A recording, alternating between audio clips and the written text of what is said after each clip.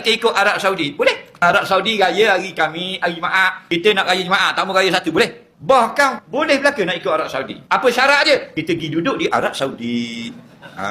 Tak lah, Arab Saudi negara dia. Kita sini boleh ikut? Tak boleh. Kita puasa ni ikut apa? Ikut Nabi ke ikut setan? Ikut Nabi bukan ikut nafsu. Nabi kata, sumu li ru'yati. Mulakan puasa kalau kamu nampak anak bulan di Malaysia. Dan kalau tak nampak, bila puasa? Jawab, nak ikut Saudi.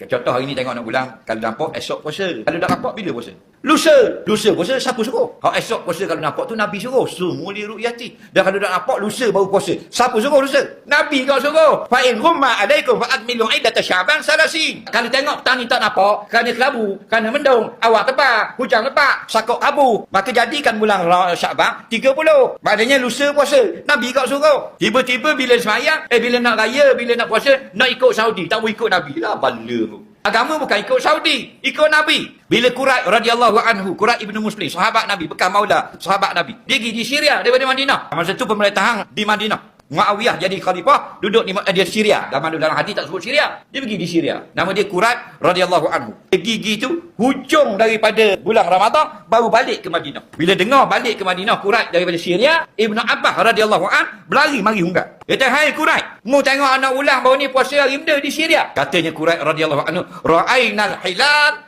Lailatul Jumaah." Kami nampak anak bulan malam Jumaat. Lalu Ibn Abbas tanya, "Ra'aitahu? Mu tengok sendiri?" Jawabnya, "Na'am, wa ra'ahu nas wa Muawiyah." Semua orang nampak anak bulan, khalifah pun nampak anak bulan. Fasama Muawiyah wa samu. Lalu Muawiyah pun esok puasa hari Jumaat dan manusia puasa habis. Lalu kata Ibn Abbas, "Ra'aina Lailatul Sabti." Kami tengok anak bulan malam Sabtu. Mu Jumaat, kami Sabtu sini. Kejut Quraib. Barulah Quraib tahu beza rupanya tarikh puasa. Kata Ibn Abbas, "Kami di sini orang Madinah nampak anak bulan malam Sabtu, esok siang Sabtu kami puasa." Kejut Quraib.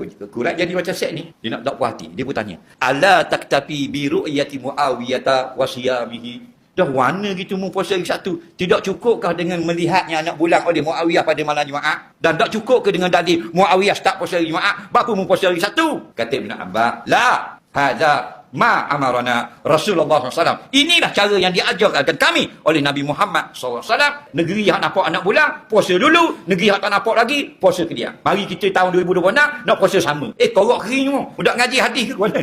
Wa abtiru li ru'yati. Berhari raya pun begitu juga. Bukan ikut Saudi. Kalau nampak anak bulan. Jangan nebeng-nebeng kita. Aku tinggal dua benda. Quran, hadis. Dah ikut sesat. Termasuk dalam bab mula raya, mula puasa. Anda raya nak ikut Saudi, apa tak buka ikut Saudi? Buka ikut Saudi ya, aku satu setengah berapa mu buka 7.5? 5 jam lagi. Pandai ikut Terengganu. Korok. Raya nak ikut Saudi, buka puasa